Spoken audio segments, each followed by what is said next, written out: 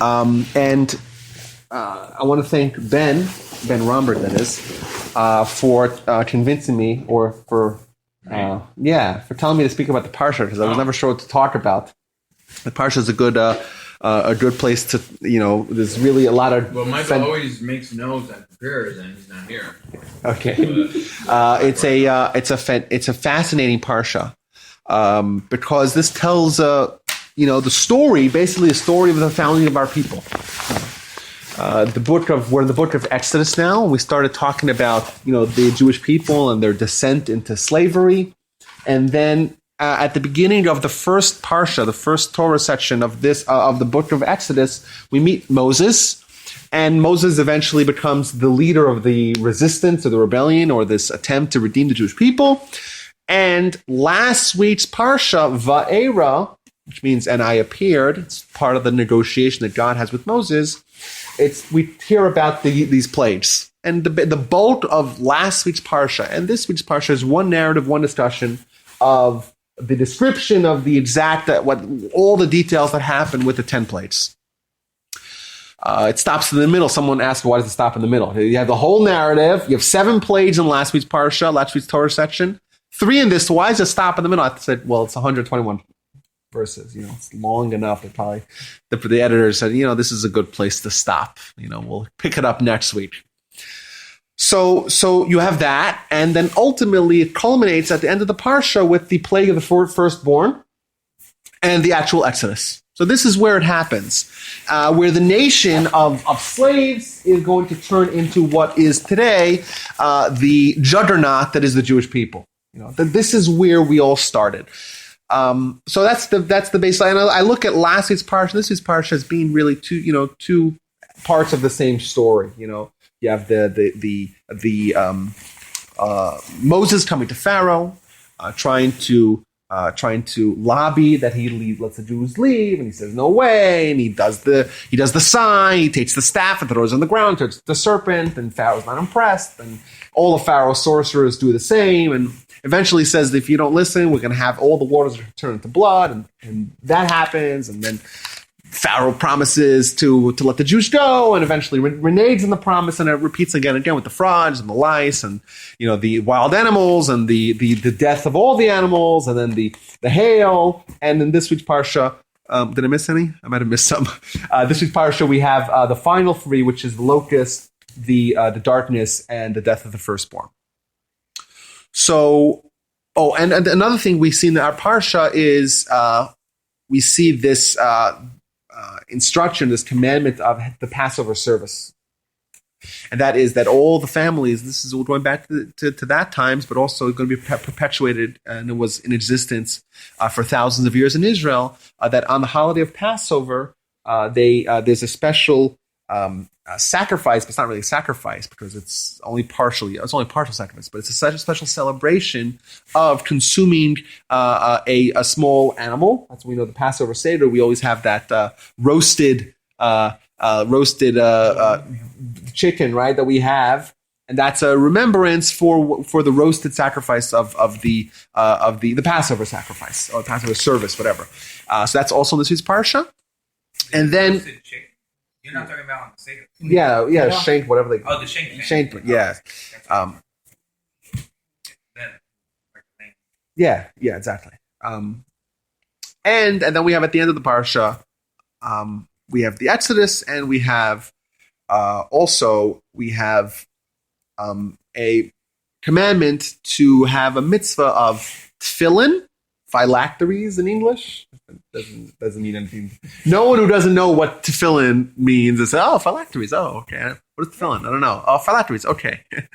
And then mezuzah. Can you explain what tefillin is? Maybe everyone's not. Yeah. So tefillin is a commandment in the Torah. It's four places in the Torah we're commanded to wear tefillin. The word tefillin appears in the Torah how many times? Ben, I'm looking at you, Ben. How many times does the word tefillin appear in the Torah? I don't want to venture a guess. 0. That's right. Absolutely zero times. It doesn't say, it says totafot. Right, totafot.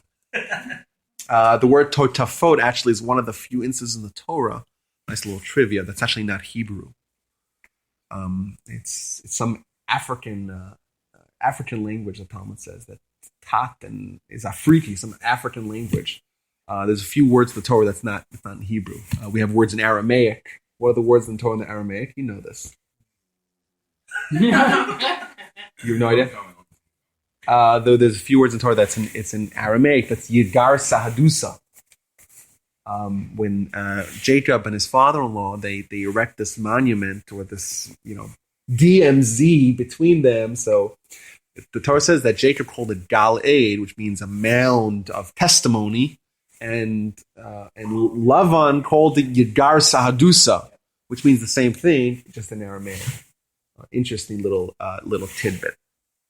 So there's a few questions that I think we could ask on the parsha, I think, to open up discussion. First thing we hear about the parsha, God commands Moses, go to Pharaoh because I have hardened his heart. Hardened his heart. And I know Diego or Aaron told me that this group likes to debate a lot the mechanics of free will. Of what it means.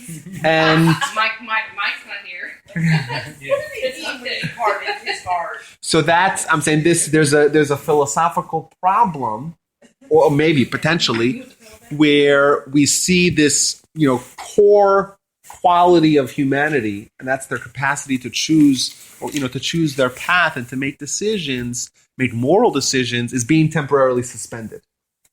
So that's an interesting thing, and the question is, why would God do that? Is it fair? Is it, why did Pharaoh lose his ability to repent? Yes. And I think that this, the question could maybe expand to, let's say, is there a point where maybe someone would lose that? Could Hitler have repented? Is a question that you get a lot.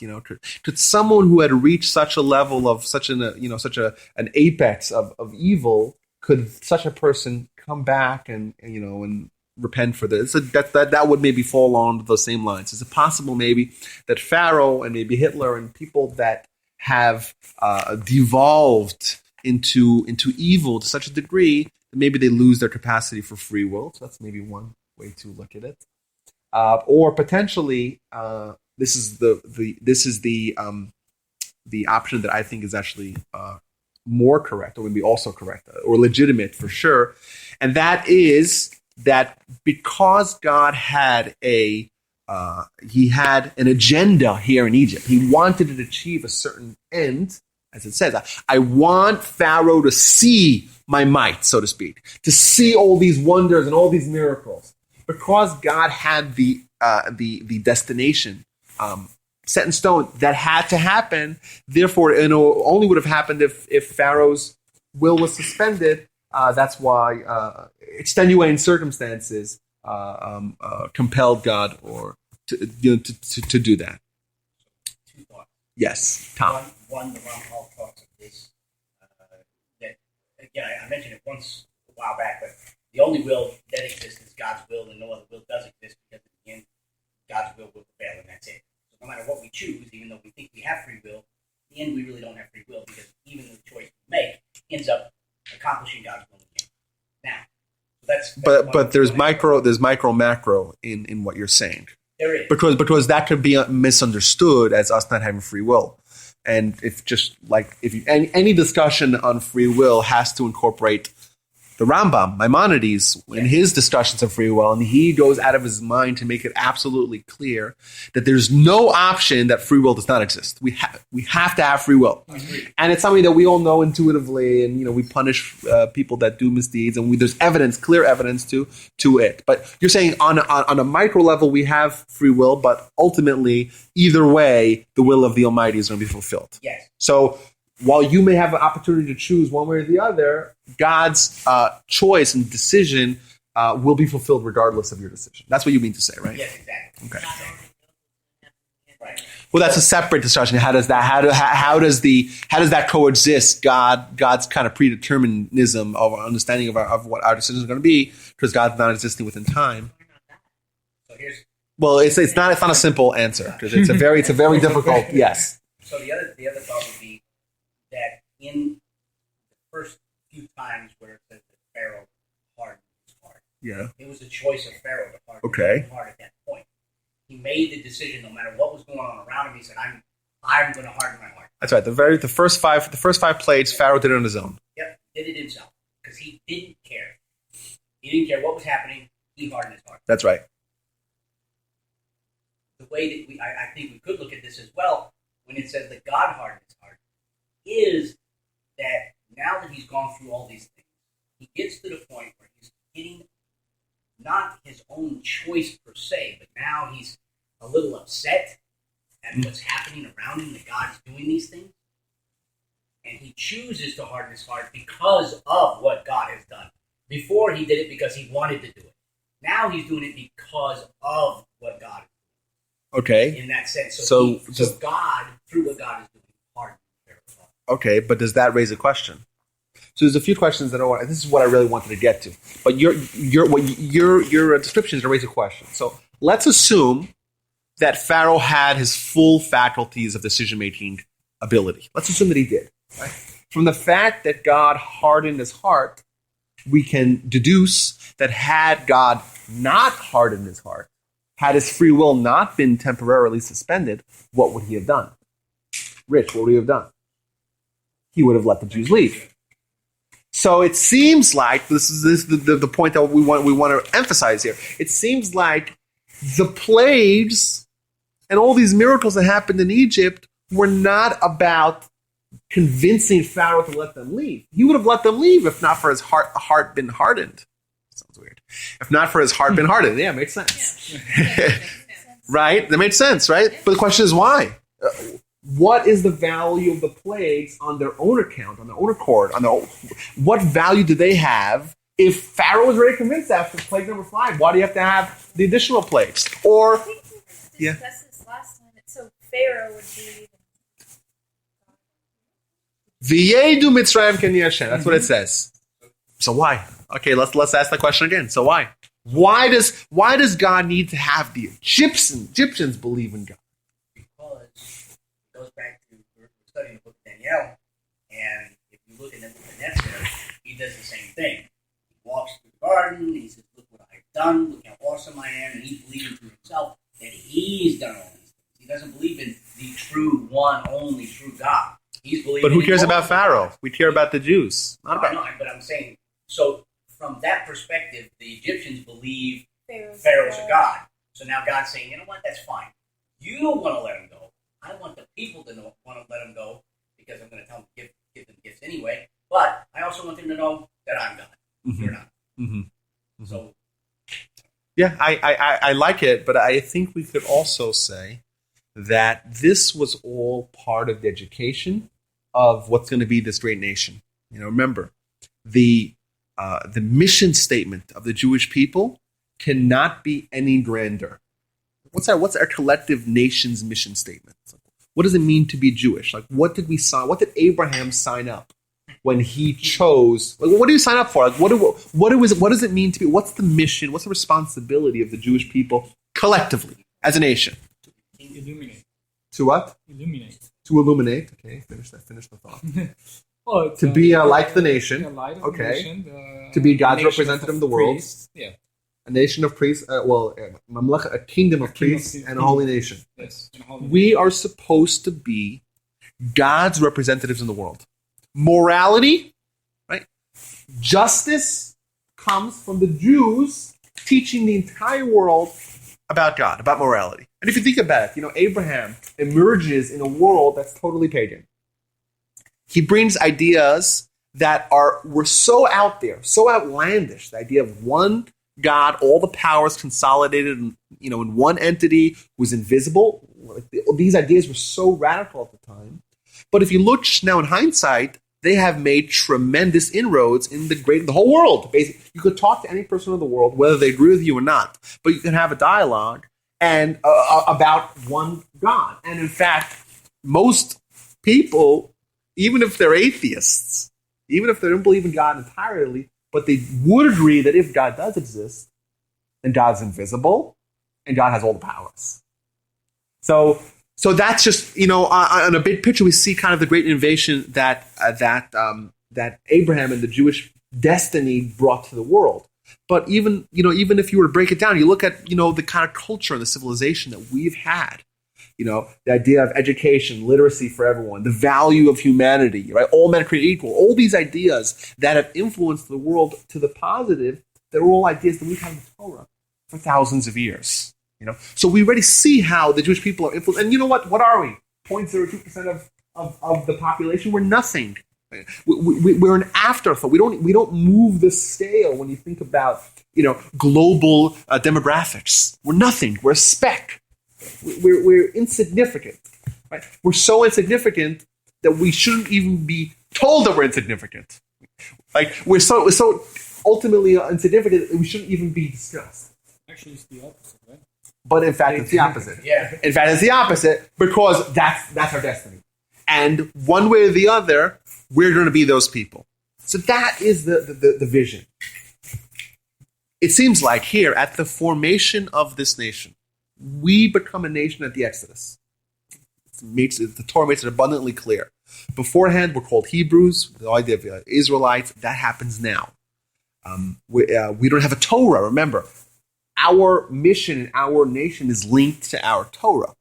The Torah is the blueprint that we're going to use to impact the world and become, this the impetus for bringing the world to its completion. That happens at the Exodus.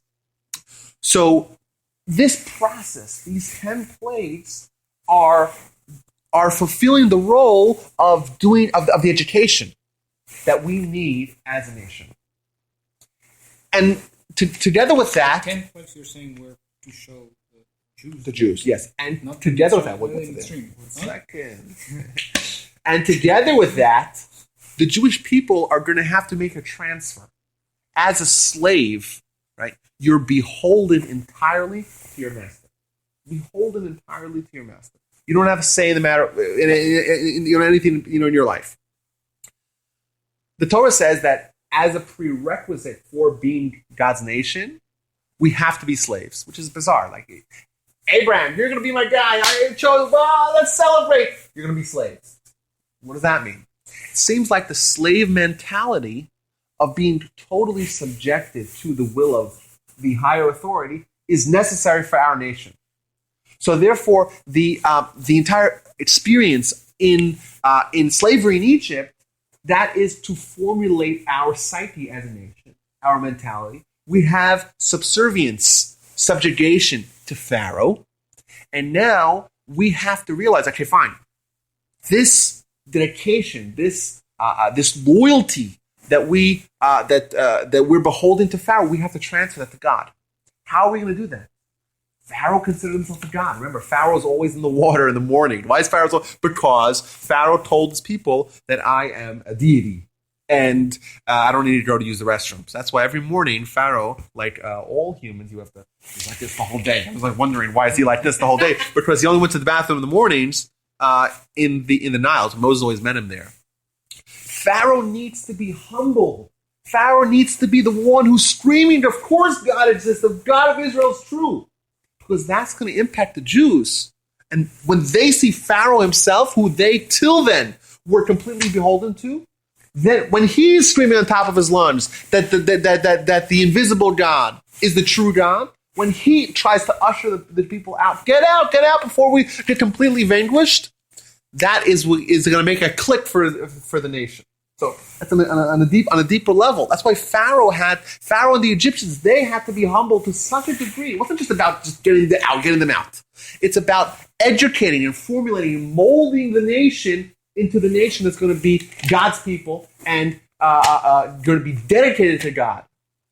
It didn't really shape their psyche. I mean, even when they were trying to cross the Red Sea, like, oh, why are we here? Let's go back. So that's All the way. And then in the So that's They built the cat. Golden The cow. cow. these are all That's our nature. fantastic questions.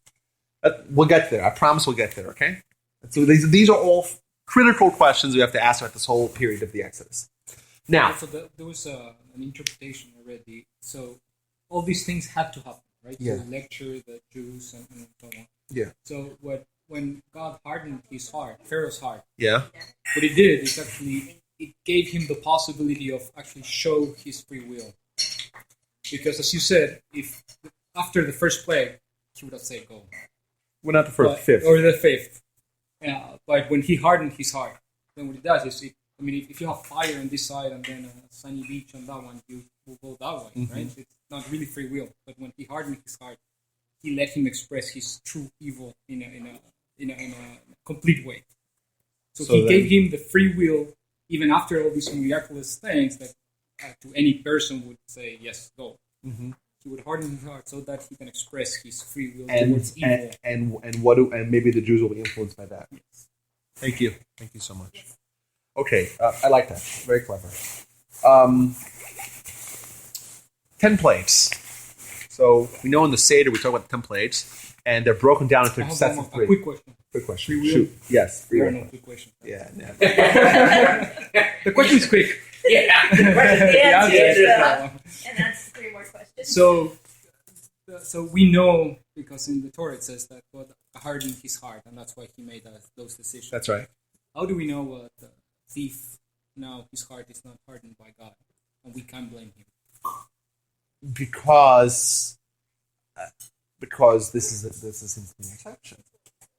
Means what you're saying is like this: when someone commits a double homicide, right? Or it just Your question you is, go and you the cheeseburger. maybe they like it's the insanity plea, right? Where people, how do we know that people are in control of their actions, thus responsible for the repercussions? That's right.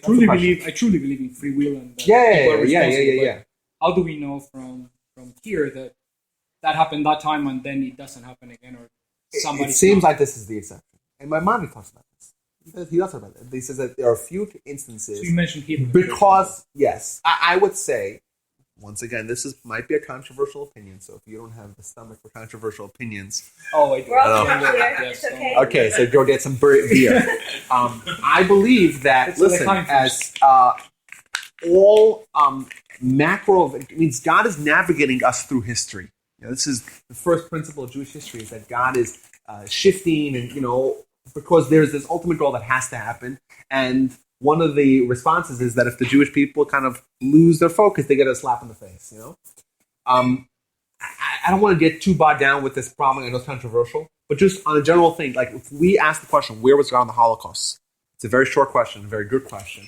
The answer is not so simple, but the answer has to entail the fact that God was there. Why God did it, we don't know. That's a good question. But if you believe in God, then you have to believe that God was there and God was aware and God enabled it for whatever reason. Part of the big plan. To understand it, it's a very difficult thing. And of course, it's a very emotional thing. And people like me have a hard time dealing with this item philosophically because emotionally it's so difficult to swallow, to bear, that it's very hard to divest yourselves of the emotional aspect and focus solely on the philosophical aspect. But if you were to talk about any tragedy of such a grand scale, like the destruction of the Second Temple and the vanquishing of Beitar and all the testimonies of the hundreds and hundreds of towns that were slaughtered and tens of thousands of Jews that were kept getting, like all these things, right? Tisha B'Av, exactly.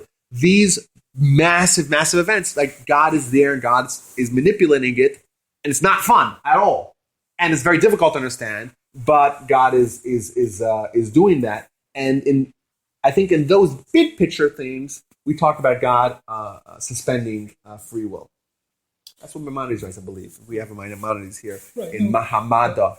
I believe it's in the book of in the Hilchos Tshuva, Laws of Repentance, chapter 5. Sounds about right. That's wrong. Yeah, it's chapter 5. Chapter 5. Yeah. It's the He probably Torah. has it. Yes. The book. Yes. If you want to hear more about, he mentioned has this. seen Yeah. You want to hear more about They have this, all but the some houses. petty criminal that's not shaping world Oh, events. Which book? Aman. I mean, So which book are we talking about here? I don't know what book is that? Mishnah Torah, Rambam. The first one is called Hamada, and you have Hilchos Yesodei Torah, Hilchos Talmud Torah, Hilchos Deos, Hilchos Avodah Zarah, and Hilchos Tshuva. Those 5 sections, the laws of the pillar, the foundation of Torah, the laws of character, the laws of idolatry, the laws of Torah study, and the laws of repentance are the first 5 things that Maimonides tackles in his tremendous book, Mishnah Torah. And in the 5th chapter of the Laws of Repentance, he talks about free will. So there he mentions that on rare occasions where God has a big picture item that he wants to accomplish, he may suspend temporarily the free will of people to ensure that indeed happens. The concept of big picture, right? In Judaism, right? The tiny thing could have a cosmic impact. When we say big picture, we mean national impact. Well, I mean, the fact that Moses was taken from the river Nile Right. has a huge impact. Okay, on the so history yes, of the world. so potentially yes. Or Abraham. I just don't leaving- think we have the manual of knowing unless God tells Well, us. this is my question. How do we know that this is an exception? Well, it says. God says, "I'm going to do it." Right, but he doesn't say anything after Moses, right? Yeah. So I think by the fact that here it mentions it explicitly, that's a proof that this is the exception. This is the exception. I would look at Maimonides. I haven't seen it in a while, but he mentions it. Yes, you got it. There you go. What does it say? We're talking about this. We're talking about Chapter's a long chapter. You're reading the picture. God suspending the. We'll talk about some other time. I don't want to get. Okay. Yes. And just Shoot. way off the subject. I heard, Never off subject. Oh, it is a little bit. I heard. Super Bowl? No, I heard like a. Deflating the footballs. Yeah, 11 ounce footballs. But Yonah, when Yeah. he, when God was telling him to go to the city and to tell the people. Yeah. I heard that was the same Pharaoh as this Pharaoh that we're talking about. Have you heard that? And what is the story behind Who was for the CD? There might be a medrash to that effect. There might be. Yeah. that? I'm just asking. We'll do the research Wait, there. I don't remember that. It sounds vaguely familiar. This is Pharaoh and Oh no, Jonah's there was a Pharaoh relation. There was a Pharaoh. relation between. I don't remember the King details. Well, and then and Yonah, Nineveh. and then the Pharaoh's like, "Oh no, not the God. Let's repent." And you know, No, it's not the same Pharaoh. It's a descendant of Yeah. Remember when you read of the it Pharaoh. when you read a midrash, you have to know. Yeah, because when Pharaoh and the Egyptians are chasing him into the sea, and so Pharaoh doesn't die. He doesn't die. That's right. He's actually ejected and he becomes king of Nineveh. Right. So I think Oh, that So it is the same one. So it yeah, is the same but one. remember this is Oh, it hundreds the of same. years I thought later. It was like a descendant of. It's hundreds of years later. So I don't know if it can be. It's very hard to I think measure. it was his Time grandchild. frame. Yeah, it also says. Whatever. I don't know. The answer to the question is I don't know. But you know what? I don't think he lived I for would call it a question. Yeah, but Yeah. I No, don't think, it's your I question. don't think he lived for hundreds of years because Who, Pharaoh? right because the bigger the animal, the longer it lives, like an elephant compared to a Probably man. died of And giant and Pharaoh was like this, right? Okay. Pharaoh was So an this is inch, important and- here. he was Right, 17 and Moses feet was tall, yeah. 17 feet. Okay. We have to have a lesson here on how to learn Agadata. Yeah, Let's suspend. Okay, the Midrash says, the Agadic Midrash says that Moshe was 10 amos tall. An amma is, the length from the elbow, so it's roughly 62 centimeters. So that would mean Moshe would be around 20 feet tall. Does that mean that Moshe was 20 feet tall? I highly doubt it. And when it says that Pharaoh was 1 amma tall, it means he was yay high. I additionally doubt it. What it probably means is we have to look at the commentaries, see what they say exactly. Exactly. It says that Adam was spanned from one end of the world to the other end of the world. So he was What curved. does that mean? What does that even mean? These things cannot be taken literally. In fact, back to the aforementioned Maimonides, he goes on a diatribe against people that learn the Agadata, the sections of the Torah that are like the ethical or the philosophical sections, and learns them only literally. Mhm. Because if you do that, you'll say, "Oh, the Talmud says, the Agadic Talmud says that there's in Baba Basra in 73, it says that there's in the water, in the ocean, there are waves that are 400 parsos tall. How much is a parsa? 3 mil. A mil is like a mile. I don't know if it's a mile or it's a Roman mile. Either way, we're talking about 1,200 mile waves, and the tip of the wave is fire. That is clearly not meant to be understood literally. In fact, you have the commentary of the Vilna Gaon there explaining exactly in detail what it means. Yes. Why not? Because it's not. Literally? Well, okay, but not to be said. Then there are those people that say, you read the Bible literally. The whole thing's an allegory. There's that's. Something you said, like it wasn't meant to take literally some of those things. And when they say don't see the child. So okay. When to The way to understand the Torah is to have the key. Right? Don't hurt a kid the calf in his mother's milk. It says it 3 times in the Torah. If you want to understand the Torah, you have to look at the oral Torah, because the Torah itself is a sealed book. It doesn't explain what it means. It has words that we don't know the definition of, like totafot. What is a totafot? If you just handed the book, the good book, the Bible, you wouldn't know what to do. That doesn't give descriptions of how to do things, and it itself testifies that there is an accompanying work when it says, That's in one example, and another example, Simba Oznei Yeshua, place him in how I show you in Deuteronomy chapter 12, verse 21. Right? Many, many examples where it clearly indicates that there's a companion book. So yes, so when it says don't, if you were to try to understand the Torah and by reading it, you wouldn't get very far. Like it gives you mitzvahs, like we said, tefillin, or observe the Shabbos, don't do work on Shabbos. It doesn't nowhere does it say what constitutes work, what does not constitute work. Again and again, we see examples of things that are obviously not that are ambiguous, not clear in the Torah, in the written Torah, and they have to be understood. It's like imagine trying to read a book in a foreign language. I don't know, maybe you guys speak a little French or. Well, That was written by like rabbis. No. Oh, okay. Settle down. It was given to Moses. No, the way to describe it. Okay, the oral Torah is the explanation, understanding, complete understanding of the written Torah, plus it includes all customs that were oral for hundreds of years, like Jewish customs, how to fulfill the mitzvahs, etc. Now, what's important is, this is a nice cool little tidbit, that if you were to actually have the written Torah, it itself, if you know how to deduce it, you should come to all the oral Torah. So it has it all in there, but it's not surface level. So oral Torah is I call it like the key. It's like if you have a document that is encrypted. So you're trying to read the document, what it's telling you don't know. And there's the key, and the key unlocks the encryption and makes sense of what you're reading. So that's what the oral Torah is to the written Torah. The oral Torah is the key to understand the encrypted work, which is the written Torah.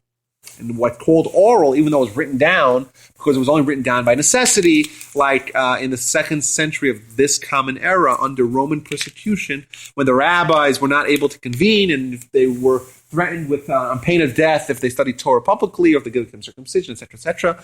Therefore, they felt that there was a need to write it down, or else Torah would be forgotten. But for years, it was transmitted orally, rabbi to student, parent to child. Like wear tzitzis on the corner of your clothing. It doesn't say what the tzitzis looks like or what it's made out of, or how it doesn't give those instructions in the actual book because it's encrypted. You gotta get the key to understand the encryption. So if the Torah B'Al Peh is the password, what's the username? What's the username? What's the username? It's like I was in Temple Beth Torah in Umbel, and I had my iPad and I had my notes in it, but I needed the Wi-Fi password. So I was asking, what's the Wi-Fi password? She told me Moses 613. That's the username. Moses 613. That's awesome. Yeah, that's the username. So. There you go. Okay, so this process, everything we're reading about, from the original subjugation and enslavement in Egypt, to the plagues, to the ultimate exile, Exodus, I get mixed up, till the ultimate Exodus, all that is part of formulating this great nation. So, as an example, many of the commentaries on the Torah, they talk about the significance of which element of faith are we hammering home by each one of the various plagues. For example, if you notice, the first three are below the ground. You have the first two come out of the water, the Nile, and the third, the lice, comes out of the earth. And the next three are surface, are on the ground. You have the animals dying, the swarm of the animals, and the boils on the people's skin. And then you have the last three are from the sky. The locust comes and they cover up, the hail from the sky. And the locust comes and it covered this. If you've ever seen locusts, they fly. They go in the air. And lastly, darkness. The sun is, right? These are three levels of teaching the Jews and, by proxy, with teaching the Egyptians, that God is control of everything. What's down below, what's up above, and what's all around us. That's one of the interpretations given. Other interpretations are God has control of God's a creator, God's a sustainer, God's a supervisor. Every one of the commentators explain exactly what nuance in faith the Jewish people and the Egyptians learned from these plagues. That's why the plagues are not just a means to an end. Rather, they are an end to itself to teach the Jews about faith, to formulate their collective capacity for spirituality in recognition of God being in total dominion. Additionally, we see many times the Torah goes out of its way to specify that the plagues will smite the Egyptians, but will spare the Jews. So the Egyptian has a cup of water and it's blood. And the Jew takes the same cup of water and he drinks it and it's water.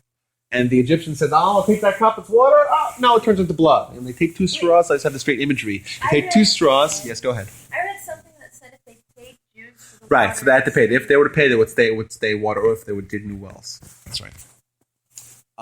But you have two. Yeah, I read that. I think this week that they dug new wells, and then they had water. But any existing water reservoirs were contaminated with blood for 7 days. You have two people drinking from the same cup, and for the Jew it's water, and for the Gentile, or for the Egyptian, it's the Egyptian slave master, taskmaster. It's blood, and then the frogs come and they infest. Who do they infest? The Egyptians. Who do they spare? The Jews. And you how's have the light thing work? the light. Yeah. Well, the Torah itself says. And the Jewish people had light wherever they went. How it worked, I don't know. It seems like this was a palpable darkness. It wasn't just absence of light. It was something that just they froze in place. They wouldn't have to move. The Torah said, read the book. This is not even, you don't have to go to the Midrash or the oral Torah like that. Just read it, what it says. It says that this was like this thick darkness that enveloped them. It wasn't just an absence of light. It was a new creation that, and you have all the examples. The animals, the livestock of the Egyptians died, but not the Jews, and the hail hit the Egyptians down. So you have sometimes you see like where there's a tornado and it knocks down all the houses, the block size for one. You see those pictures, like those aerial pictures? That's what it was like. You have the hailstorm coming, and there's one Jewish house in the block. Like I remember going to your house. Like every house is bedecked with the Christmas lights on your block. And then we have a menorah. That's right? And they go there on Hanukkah, like boom! Everyone, all the Egyptian neighbors, they all get their houses are destroyed by hail, this fiery hail, and the Jewish house are all spared. So that's why we call them mezuzah, right? Yeah, we do the mezuzah. So the Egyptian firstborns die. All these examples, and once again, teach the Jews an element of faith. God is not only in control of everything; God's active, God's involved, God's supervising on an individual level, and that's a great lesson in faith. So that's the first point. Now, we have at the end of the parsha, we have an instruction to have tefillin and to have mezuzahs. Now, contained within the this is a great story. We had someone come do construction on our house. So I have a playroom in my house where there's like a door that opens both ways. I don't think it's called I think it's called a saloon door, swing door, whatever. So the problem is that there's no place to put a mezuzah on it because it's flush basically with the because Most doors open one way, so you put it on the other side. So there's no doorpost. So I told the guy, I had a construction guy, and I said, why don't you cut out the outline inside the actual door and cut out the outline of the mezuzah and put, and it's like, put the mezuzah in, and we'll put it within the door so it won't obstruct the door from swinging open and close. Fine. So he took the like mezuzah case, he traced the outline, and he drilled a hole and whatever. And I wasn't there when he did it, and I get there and I see that he actually took the mezuzah case and put it in like an empty mezuzah case. There's no mezuzah inside of it. It's just a case. Because mezuzah has a case, but it's a scroll inside of it. But to him, it's like, So he fixed it? he fixed it himself, He knew but he knew the bracha? So I took it out, I put the scroll in, I said the bracha, and I put it in again, But the mezuzahs, they have scrolls. Within the scrolls, it talks about the Exodus. Tefillin, in the boxes that wear on our head and our arms, right, the tefillin is two mitzvahs tefillin, one a tefillin on the head and one a tefillin on the arm. The tefillin on the arm has one compartment. The tefillin on the head has 4 compartments. The tefillin on the arm has 1 scroll. The tefillin on the head has 4 scrolls.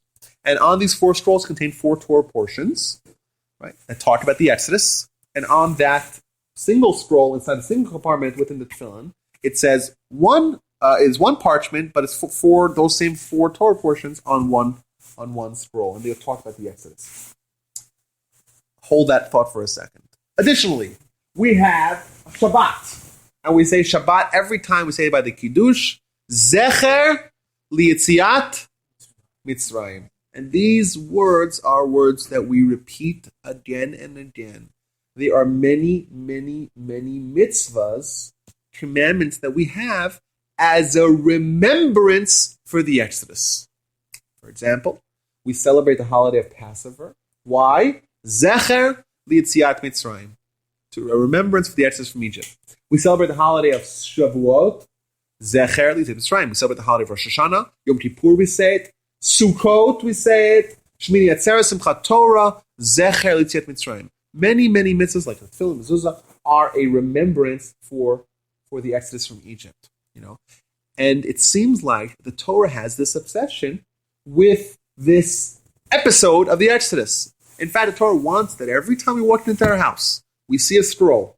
What are we supposed to do when we see the scroll? Remember the Exodus. Every morning we wake up and we're tefillin. What are we supposed to do? Remember the Exodus. In the morning we say the Shema to remember the Exodus. In the evening we say the Shema to remember the Exodus. Every Shabbat, once a week, remember the Exodus. Periodically we have 4 or 5 holidays remembering the Exodus. Why is this story, this episode that happened 3,300 years ago, why is it so simple? Why is it so core? Why is it so pivotal and essential to our nation that we have to constantly be reminding ourselves of this? Why do you say the Shema is Well, Shema is that plus. Well, Shema is about... No, the last one. Vayom. If you follow my commandments. No, it's not Vayam. Well, the Shema is 3 sections, right? Vahafta, Vahayim Shemoah, and Vayomer. Right? Dabel me Israel, right? Vasum Titzis, right? The Ma'an Tiskiru. Remember? The Ma'an Tiskiru, we sent to right? And you shall say, Hotzeti Etchem, Me'eretz Mitzrayim. I don't know Hebrew, so you're... You were just quoting Hebrew. Took them away from I don't want to turn out of Mitzrayim. So we say that again and again. So this is something which is so important. We have to remember it twice a day. Every time we enter our house, twice in the morning, once the Tefillin, once the Shema, once at night, every Shabbat, every week. It's so central. Why is it so important? Why is it so crucial? Well, I'm thinking now. It's a good question, right? Yeah. It may be related Because with... we have to go to that in order to get Yeah, yeah,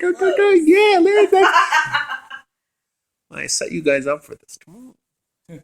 Well, this is the redemption, right? This is Formed as a nation. We're formed as a nation, but also we have experiences that emblazon within our collective minds the idea of faith.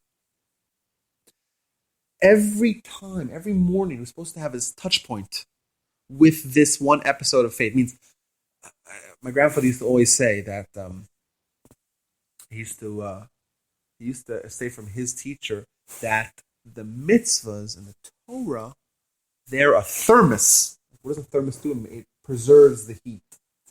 There was this epiphany of faith and relationship with God that happened with the Exodus and the Mount Sinai experience. The whole story, and that relationship, that heat, so to speak, is maintained throughout the course of history with the mitzvahs. The mitzvahs is like the thermos that's supposed to maintain that heat. Thus, every day when we go and we remember the Exodus, we have this one touch point with the original Exodus and the tremendous faith that the Jewish people were imbued with at that time. There's a great Ramban, Nachmanides, and it's so I don't know how many copies of it we have over here. But my grandfather was a great rabbi and lived in Israel. Google Rabbi Wolbe. So if you Google Rabbi Wolbe, Wolbe. So my website, rabbiwolbe.com, is the second result on Google, because the first result is my grandfather's Wikipedia page. So my grandfather was a very, very instrumental, very influential rabbi who lived in Israel. He was born in Germany in 1914 and ultimately made it to Israel after the war, and was a tremendous character in the Torah and yeshiva world in Israel. So when he would talk about this Ramban, this Nachmanides, this idea that he says at the end of this week's Parsha, he would say, it's so important that everyone needs to learn it by heart. That's what he tells his students. Everyone needs to know it by heart, because there's so much gold in this Ramban. So I want to go through it, and I won't read it in Hebrew. I'll just read it. I'll do the closed captioning, whatever. I mean, straight up in English. He says he starts to listen to this preamble. Nachmanides, 13th century rabbi, very, very. You heard Nachmanides. His name sounds Nachmanides, Maimonides. It sounds so similar. Different people. Maimonides is 11th century. We're talking about 12th or 13th century, but also very influential. He wrote this commentary on Torah. More precisely, it's a super commentary. Anybody knows what a super commentary is? Commentary. That's right. It's a commentary on Rashi.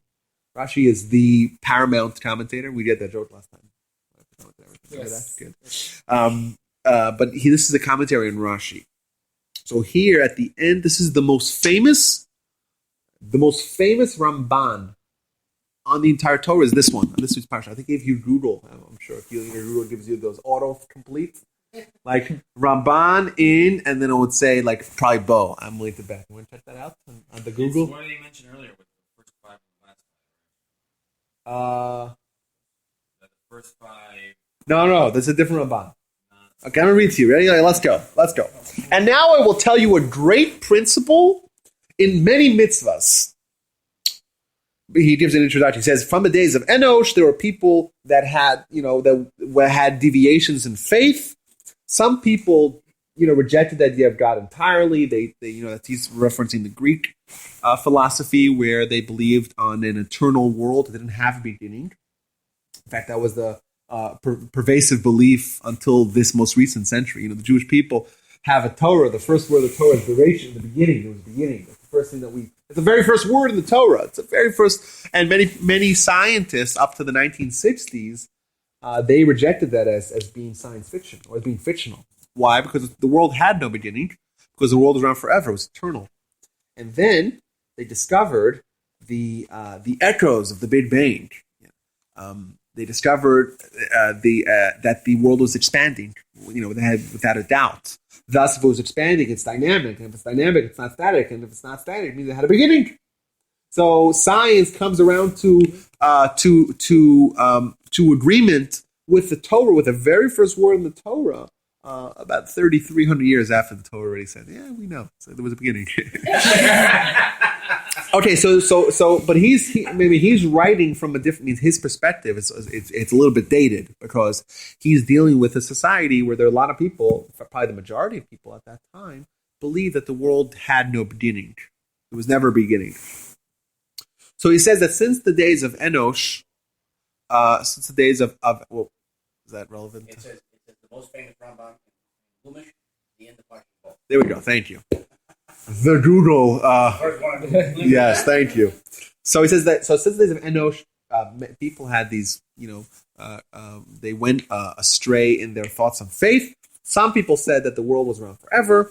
There are other ones that say that God doesn't know what's actually happening. God kind of doesn't know what we're thinking. God doesn't have that knowledge.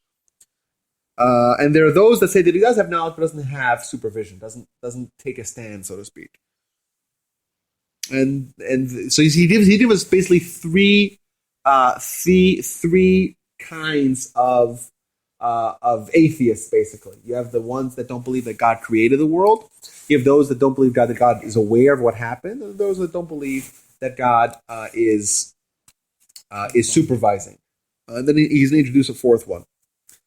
Now listen to this. And when God decides that he wants a group of people or an individual, and he does a miracle that changes the laws of nature, then it becomes clear to everyone that these various forms of atheism are untrue. Because you see, God exists because the rules of nature are suddenly suspended. You see, God knows what's happening. He's aware of what's happening. And he supervises on an individual level. So a miracle shatters atheism. Once you see a miracle, there's no way to deny a supreme intelligent being who has control. There's no way. It's not possible anymore to deny it. And that proves that God exists. God, here's where he adds the fourth element. God sustains, so God's constantly involved. It's not like God says, "Oh, I created the world, and now I'm off to bigger and better things." God knows, and God supervises. So what he's telling us, he says, the significance of these miracles. What's the significance of the miracles? What did they accomplish? They taught the Jews about God. Because God wanted them, God chose them, and thus God changed the most common will of God, which is nature. He changed it for them because God wanted them. You have this question. Someone says, here's pork, here's a Jew. If God exists, after I consume the pork, let him smite me with the bolt of lightning. And they grandiosely consume it, and see? That doesn't exist. That's something that people use as a proof. The point is that that's not the way God works. God only is going to change the rules of nature if he decides that he wants a group of people or an individual and wants to make it absolutely abundantly and inescapably clear that he exists. Thus, it happened once at the Exodus, and we reference that because that is a time where the belief in God was incontrovertible. There's no way when you see the 10 plagues, and then you see the splitting of the sea, and then you see the Mount Sinai experience, and then you see the 40 years in the desert where the Jews are living on a supernatural level, there's no way to question the existence of God. It's not possible. Right? Because God wanted us, and God wanted to hammer home the idea of faith. Now, for us to have faith, for us to boost and buttress our faith, what do? We reference it back. We see a mezuzah, and the mezuzah is going to give us a touch point with that one time where the faith was abundant. And we could connect, we could tap into that experience. We remember the Exodus so often because these are little signposts for us, reminding us of our faith. Because we have documentation, we have evidence, we have accounting of those experiences. We have millions of people experiencing it. We have the book detailing it, and the book and the author itself writing his name in it, and we have him delivering it to the very people who experienced those miracles. Thus, we'll go back to the Ramban. Thus, the centrality of these parshias and these experiences, because our faith today that we have, what's it from? Why do we believe all that we believe in? Because there was once a point in time where these miracles removed any shadow of the doubt.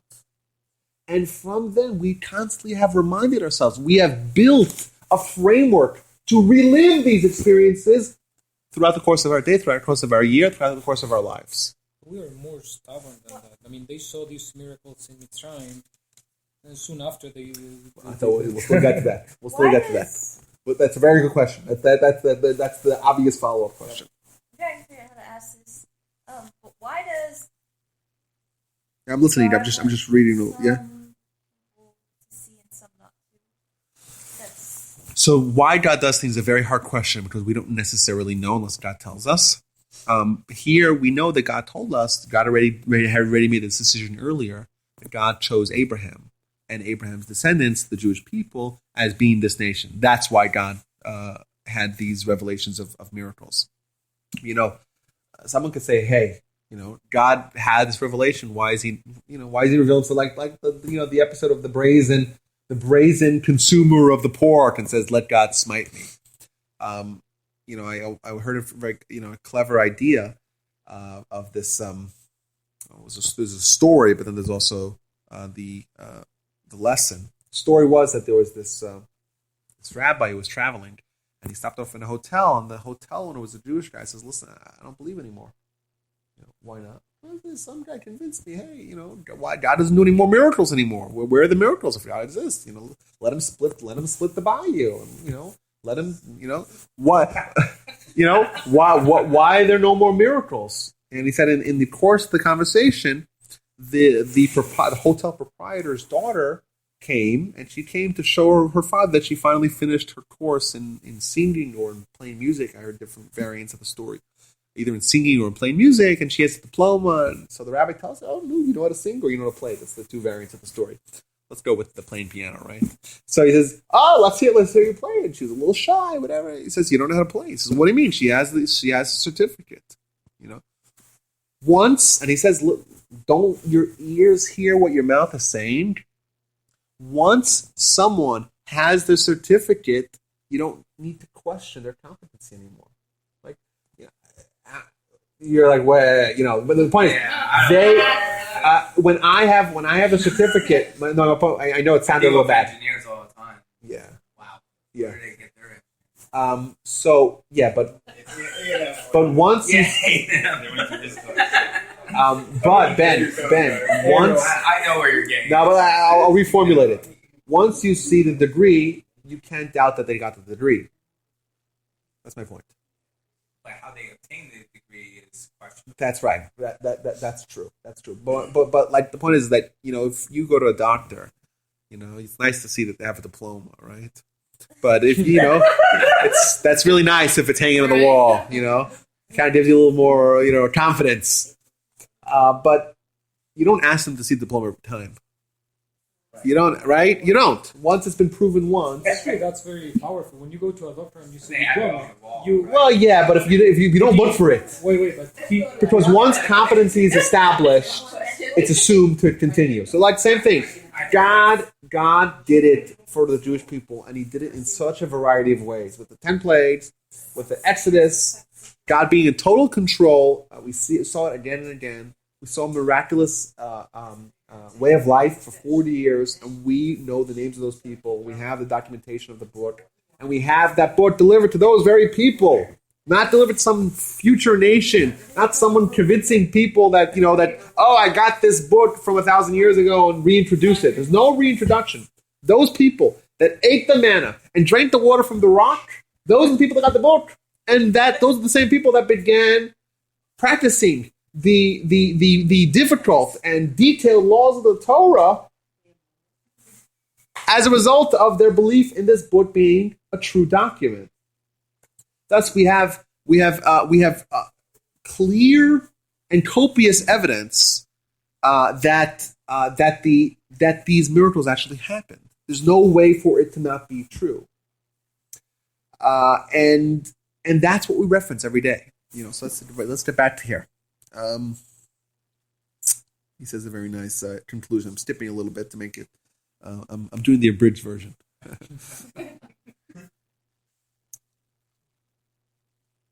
He goes on and on. Gets into the details of the tefillin. And therefore, the Torah says you should know. It says it many times. In order that you should know that I am the God, in the midst of the land, to show you that God is in control in the specifics and the details and supervising, and doesn't let just nature take its course. And it says it again. You should know that I'm God in the world, to know that God renews it, and he's capable, and he's the master of all, and there's nothing that stops him, nothing inhibits him. Oh, and because, this is one thing I got to, and because that the Almighty does not do a sign or a miracle in every generation in the eyes of every wicked person or every heathen, therefore, God commands us that we should always make a remembrance and a sign to that our eyes witnessed, and we should transmit this to our children, and our children to their children, and to their children to their children, until the final generation. And the Torah was very stringent with this. The Torah says if someone eats chametz, unleavened bread on Passover, they're out of the Jewish people. Like, you're eating bread, Torah was so stringent about it because this refraining from consumption of leavened bread, that is linking us to faith. It's core to our religion. Thus, it's justified where the Torah to tell us if someone transgresses that, they're divesting, or they're leaving the nation themselves because they're leaving this realization or understanding or a feeling that we've had with this Exodus of the belief and the faith in God. And that's why we have so many mitzvahs that are remembered for Egypt. It says that all our prayers is to have all the mitzvahs are there to bolster our faith. But the centrality of Egypt and the Exodus from Egypt is because that was the time where the faith was clear to all. So, I think to move a step forward in our discussion. By the way, we have a hard. Do we have a hard time to leave? Like we can still go on. Midnight. Okay, good. So, but midnight is actually. So midnight appears in this parsha too. Well, that's right. That's right. That's right. Yes, so that's the time when the firstborn died. Is a clever question. When's midnight? It's either before midnight or after midnight. When did God actually smite them? There's no time to call midnight. Huh? About it. Well, no. No. When Moses tells Pharaoh that he's going to say kachatzi alayla, around, but when it actually happened, it says bachatzi alayla. So, but when's midnight? When's there ever a time it's midnight? It's either before midnight or after midnight. Well, it goes back to what Rashi speaks of on the 7 days, and it says that God ceased work on the 6th day, on the 7th day. Yeah. Well, God knows. That's right. But remember, there's no point. But remember, there's no point that's not 6 or 7. Is that right? There's no 6.5.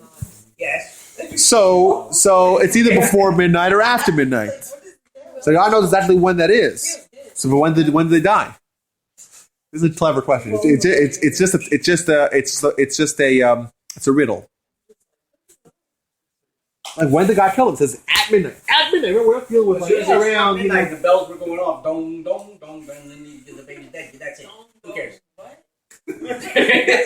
But when do they die? Like, at what point in time? They died. It's clanging. The little bells are going off. It's striking. And There was no clock then. There was no Christianity. It hit 6. Yeah. There was It hit 6 gongs. They're dead. 6 more gongs. They wake up. They see they're dead. Oh, it's good. It's good. You're saying a good point, but the truth is, I got befuddled by this question as well. But the true answer is that the people were alive till that cutoff point, and then they ceased living after the cutoff point. So there's no time of midnight that the death has to happen. It doesn't take 5 seconds for death. You're either alive or you're dead. It's either before midnight or after midnight. That's the simple answer. Right? Yeah. Before midnight, they were alive, and then After midnight, they're dead. they're dead. Shorter. Huh? But Yeah. in the halacha, there's certain times for each thing. So you're saying that midnight is not the time? No, so midnight is the deadline. Sorry? You don't have to do something at midnight. That's the deadline or the beginning. Like Chatzot, midnight is the deadline for consuming of the afikomen on the Seder, right? Mm-hmm. So you have to do it before that. There's no actual time called midnight. That's not. It's a deadline. It's either before or after. You're gonna eat. There's no time that's not before or after. It's a no time. It's a singularity, right? Think of it as asymptote. But you can eat it Yeah. after. No, how do you eat it? I mean, It's at that zero point. time. Exactly. The delta t is 0, right? It's a differential. Asymptote. It's a differential. That's the asymptote. Right, it's a singularity. But so another. I think It's just a silly question, but no. But there but is it's a simple answer. I like it. But it's clever, right? But I think it was a midrash. It says that at that time God split time. So there was a before then. you guys know all these obscure midrashes. where do you read that? Man? Like, Pharaoh is Jonah, and So he split. So Pharaoh is the So there he stopped the clock, right? He's And the that's type of guy that's going out to Google and going to the 4th page. Yeah, it's the 4th page, not the first page. But the standard. I mean, round bottom. We try to keep you on your feet. That's good. Got suspended time. Nice. Yeah. Okay, so What's your little go ahead. string hanging out of the still on the- What's part of the laws of the film? That it has to be tied with. There's a little string. It's a hanging out. string. I heard about that It's last a week. it's a string. It's actually 3 strings. It's actually they use like some veins from animals. So they use to close it because it's a box that has an opening. You could open it. Obviously, how do you get this stuff in there? So it's tied. It's bound. There's lots of laws about it. Let's. Why do you cut the... No, you're supposed to have the strings. You know, there's many details in the laws. They have to be specifically a certain length. I don't know the exact details of the law. Because Good question. I got to look at mine again. Mine aren't that long. Yeah, it's very short. It's There's 3 Yeah, strings. mine are short. yeah, I believe there's 3 strings. It's like that. Anyhow, so Sorry to so get off topic, yes, but that's you were okay. Talking about the film. I know we were. So I think this adds another. This is the second element of what I wanted to talk about. So the first thing I wanted to make abundantly clear was that these plagues were ends unto themselves. Pharaoh would have let them go after the 5th plague. The Almighty could have concocted a plague that or could have just took people out, plucked them out. God is not limited to the laws of nature. So just like He makes the water split, He can make the Jews just suddenly apparate to Israel. Like it's not a problem. But God wanted it to be like that, and why? Which is the point number 2, is because that is lessons in faith. All the miracles and the plagues on their own right taught the Jews about faith, and we relive that. That's the third part with all our mitzvahs. Now, back to Diego's question: how is it possible that a mere 39 days after the Jewish people experienced the most momentous experience in the history of mankind at Mount Sinai, you have a group of people, albeit a very small group, a group nonetheless, who experienced that, and yet were able to declare, "This is your God, O Israel, that I've taken you out of the land of Egypt," on a very fancy golden calf. Question number 1. Question number 2, a few months later, the Jewish people devolved once again with the slander on Egypt, on Israel, and the story of the spies. How is it possible that people could experience these tremendous inspiration and not be moved by it? Well, okay, but if we're going to invoke a medrash, the medrash says that those people were all the Erevav. Right? The Erevav are the... Well, yeah, I said, but if you're going to invoke it, that's why I said people, because... Are we doing obscure midrash? No, this is not obscure. That is Rashi. This is midrashes that are brought down by Rashi. No, Rashi always goes for the most simple. Yeah. Now, but let's try this. Let's try to even bring this to you see Pharaoh. Pharaoh, he sees Moses come, and Moses does a sign. He takes the staff, or Aaron takes the staff and throws it on the ground, and it turns into a serpent. Is Pharaoh moved by that? No. Not at all. Magicians do the same He says, no big deal. Moses comes and turns the water into blood. Is Pharaoh moved by that? No. Pharaoh impressed? Yeah, sorcerers do the same thing. I can do it. Right? The frogs. I can't do it. The frogs, as Pharaoh impressed, says, no, sorcerers do the same thing. Lice? They're too small. They're too small. Rashi says they're too small. Very good. And what did the sorcerers say? Etzba Elohim is the finger of God. This is something that's obviously divine. Is Pharaoh moved? No, he isn't. Let's fast forward. Again, we see Pharaoh he's the first time he hardened his heart. Let's go all the way to the last of the 10 plagues, and that is the death of the firstborn. There's a very intriguing Rashi, one-word Rashi, only one word. And I'll read the reverse. I'll give you where it is exactly. It is in chapter. Now Pharaoh was the firstborn, right? That's right. And he didn't die, obviously. He did die. That's the exception, right? And what was the reasoning behind that? What was the The reason is that he should kind of testify to that. You know, that Pharaoh will forever, and the Jewish people, like I said by prophecy, will forever see Pharaoh, and he will not be able to escape the fact that he was totally humbled and he was totally brought to his knees, and his nation was vanquished by God. just that he's mortal? Yeah, remember, Rashi brings two interpretations. When it says ad echad, this is next year's parsha. Lo nishar mehem ad echad, there wasn't even one left. So Rashi brings one interpretation that there was no one left, another interpretation that there was indeed one left, and that was Pharaoh. So it's not so clear that he actually survived the whole thing. But if he did, it was because that was going to be a verification or a witness. He was to stand to be a witness that to these episodes. Chapter 12, verse 30. Yes, correct. So verse 29, and it was in the middle of the night, and the Almighty smote every firstborn in the land of Egypt, from the firstborn of Pharaoh, who sits on his chair, on his throne, until the firstborn of the Shvi, the captive, who was in prison, and all the firstborn of the animals. And Pharaoh woke up in the night, him and all his people. And there was a great cry, great scream, because there's not a single house that doesn't have a dead person. So it says that Pharaoh woke up. So Rashi gives us one word. What does Rashi say? Who knows what Rashi says? Ben, what does Rashi say? Chapter 12, verse 30. Vayakam Paro. And Pharaoh woke up. What does it say? Mi mitato, from his bed. Why is Rashi telling us where Pharaoh was, or where he came from his bed? Was it where he came from his couch? Did he come from his why is it so important? Rashi's only adding to the story or to the lessons. Why does Rashi feel it necessary to tell us that when it says Pharaoh got up, he got up not from his chair, not from his recliner, not from his sauna, not from his hammock, from his bed? He wasn't worried. Booyah.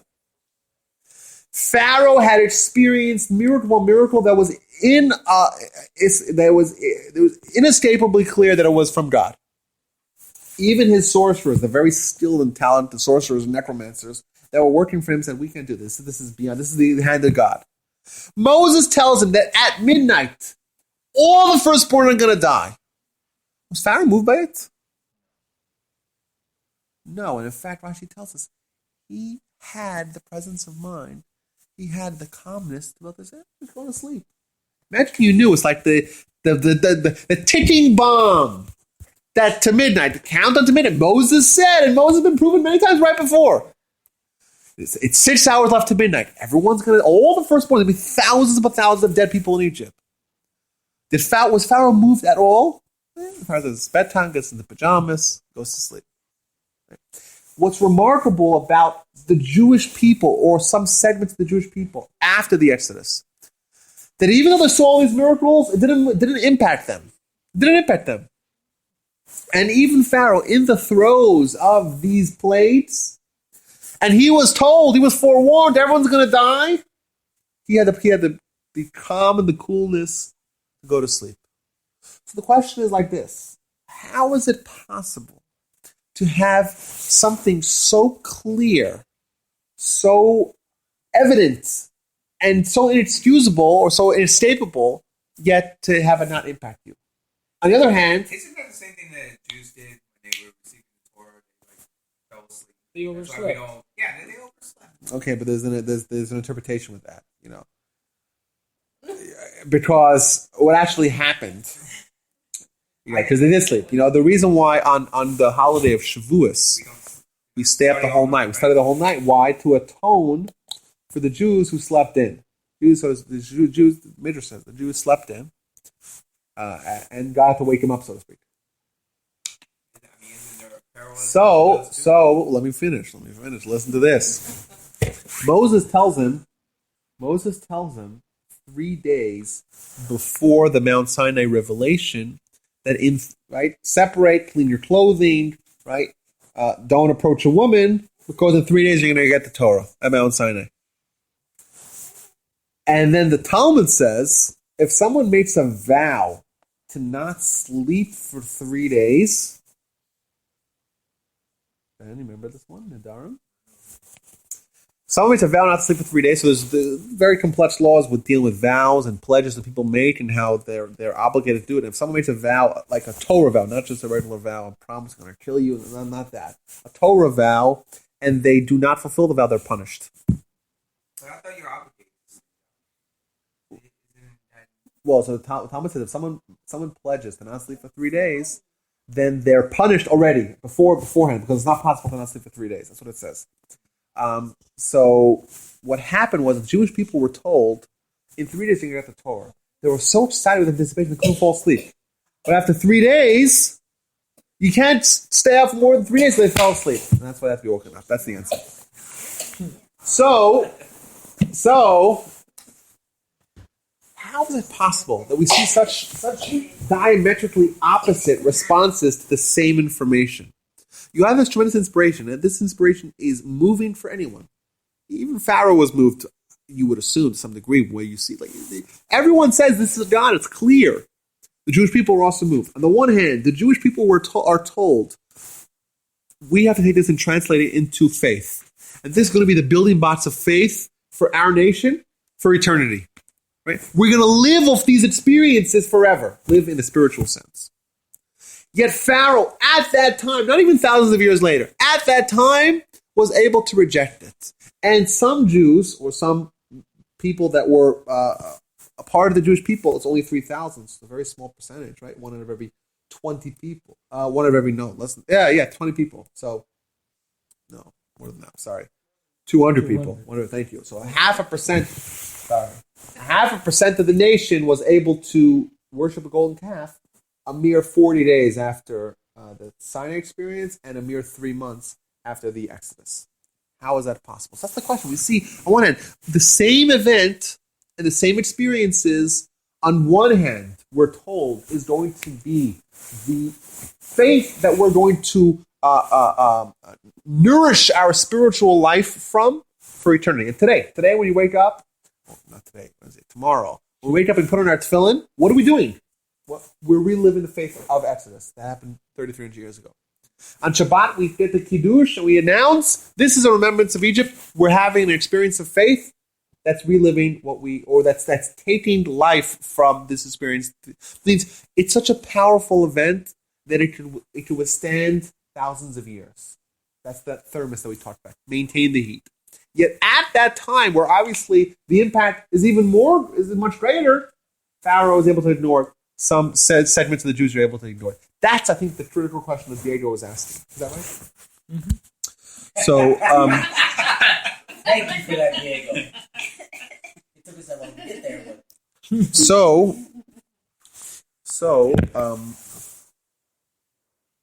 but there's another example I just saw in my notes that we see during the plague of the hail.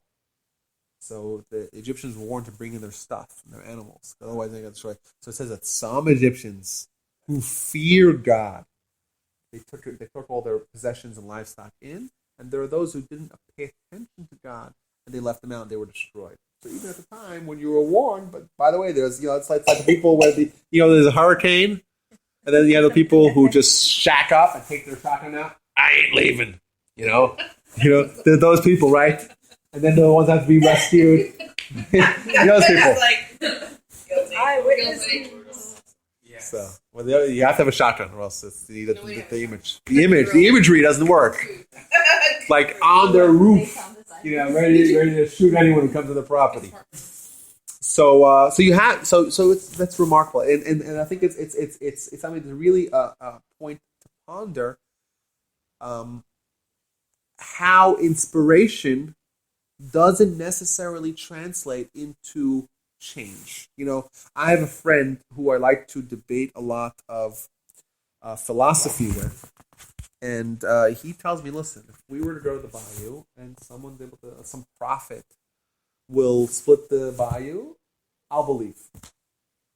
If I had the inspiration, I would live a life of faith. That's what he tells me. And the question is he right? Does inspiration guarantee that it's going to make an impact? Clearly it doesn't. Not with Pharaoh, and not with this small segment of the Jewish population. We said 0.5%. The Rambam talks I think Rambam talks about this. He says that if you truly believed, you wouldn't do something.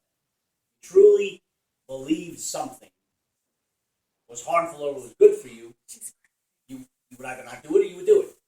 Okay. So I remember that's what he talks about. He says the people that are healthy of mind, they don't crave junk food. basically, yeah, but it's Yeah. you Okay. have to believe Okay. So somebody that smokes is what you're gonna saying, be bad Tom, for you. what you're saying, Tom, is that wherever this break is, I mean, there's some sort of disconnect, and this is back to the point that I brought all the way at the beginning. If you remember, we talked about this disconnect between the people that know texting is dangerous, yet do it anyhow. You know you're imperiling your life, but you do it anyway. But do you truly know that?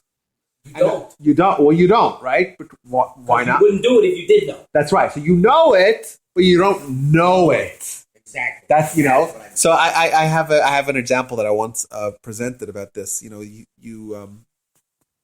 so I don't imagine how many smokers here, but a lot of people smoke, right? And you say smoking kills, and every time they open a package, it says smoking kills, and right, and well, they still smoke, huh? Surgeon General warning, which is, by the way, that's you will die, right? Yeah. But we all will die. You will die. Smoking, but it says smoking kills, and you're just you're inhaling poison. Now, and then that guy goes to his doctor, and the doctor shows him a picture of a lung. That's a healthy lung, and then he shows him a picture of your lung. He says, "Look, if you don't quit smoking, you will be dead in 12 months." Right? And then they quit smoking. Well, what happened? They knew already smoking. They knew smoking kills. Every kid knows smoking kills, but they didn't know it.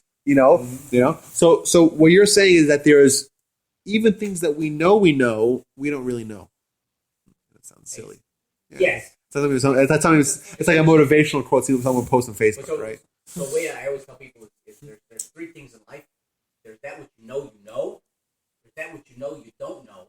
There's that which you don't know you don't know. Yeah. So You're thinking of. Our job is to change that circle. Because the bigger part of the pie is that which we don't know. We don't realize how ignorant we are. Exactly. You have the world. you have Yeah. you have Another glass of wine. I do know that. I know that. okay. You have two children. You have two children. One of them, his or her mother told him, "Don't touch the stove. Don't stick your hand on an oven grate because you'll hurt your hand. It's very hot. Don't." No, there's one kid, and don't stick your finger into the flame because it's very hot. And does that kid believe that the fire is hot? Absolutely. And then there's the other kid who says, "You know what? Let me try." And then they have a scar on their hand for they know tangibly that the fire is hot. This is hot. You're right. Our faith and the faith that's going to withstand all the tests and all the challenges that we will be presented throughout the course of our lives, the faith that will endure is the faith where the knowledge is not a theoretical knowledge, it's a tangible knowledge. It's a real knowledge. And what the same Ramban is telling us, he says, we take this idea, this inspiration, and we don't just remember it. How do we remember this faith? By implementing it into action. By doing a mitzvah, doing a mezuzah, wearing tefillin, keeping Shabbos, etc., etc. What that does is it concretizes this inspiration. It makes it something we know, but it makes it consume us from within. It makes us really know it, like tangible, like the kid who sticks in the hand of the fire. We feel it in our bones. You shake us up from bed, we know it. We don't have to think. We don't have to say, I don't know. Well, does God exist? Let's. It's that much alive within us. The faith is alive. It's not some dormant thing that we check off on Facebook, as a religious view. I don't know. Let's see. Okay, well, Jewish. Okay, I'm not an atheist. No. Faith. Okay, it's something that we live. What makes that transformation? What takes the dormant faith and makes it alive? Right? Action. Pharaoh had the same inspiration that everyone else had. Did it impact him? No. He didn't translate it into action. Perhaps we could say that the Jewish people at the foot of the mountain, what they had inspiration. They had a whole lot of inspiration. Abundance and overabundance of inspiration. They had the plagues, they had the Exodus, they swam the sea, they had the Mount Sinai experience. Did they have any Torah? No. They didn't have this conduit, this link, this channel that's going to take this inspiration and make it alive. It was dormant. When they have dormant faith, they are liable to do anything. Any sin is possible. It's possible. Any sin is possible because it's inspiration. It doesn't impact their lives. The Nachmanides tells us, how is this heat, this inspiration, going to impact us today? With mitzvahs, with Torah study, with observing of Shabbat, with having a mezuzah, with having tefillin. That takes it. That bridges this vast chasm that separates our intellectual understanding, our cognitive knowledge, and our actual, tangible, life-changing inspiration. So yes, perhaps that's the answer. Of course, if you were to shake those people awake and say, dude, do you believe that God, not this silly golden calf took us out of Egypt? Like, you were there. It was just for it. Yeah, maybe, if you were able to sober them for a second, maybe they would know that. If you were to ask them the question, they would take time to think of it, then maybe they would have, you would assume them, unless they're imbeciles. It's only 3 months ago they left Egypt. Right. And we sing, right? Ilu Otzianu Mitzrayim Dayenu. Tatzil, but not Dayenu. But there was something lacking. And I think that maybe this is really the lesson of the parsha. The lesson of the parsha is it starts off with the inspiration, right? Well, really, there's past two parshas. And what is the last thing that we learn? What's the very last thing we say in the parsha? We're tefillin and mezuzah. Well, what? We're in the middle of a story of Exodus. It's a wonderful story. Why do you suddenly need to inject this mitzvah? And that's like the final statement. That's when you have an argument. When you have an argument in court, there's always the final statement. Where each side has to present their final arguments. That's the most important thing. What's the last sentence? And it should be a sign on your hand and totafos between your eyes. For with a chozet yad, with a strong hand, the Almighty took us out of Egypt. Why are we suddenly talking about the mitzvah of tefillin that's going to happen? Why is that the punchline? I think perhaps it's because everything is contingent on that. This whole thing we talked about, the plagues were for us to build our faith profile. Everything was there, and the nuances of the faith, like we said, the 3 levels, beneath the ground, above the ground, and from the sky. All of that nuance in faith was for us. And it's a tremendous rush of inspiration. But what are we going to do with that? Is it going to impact us? It will.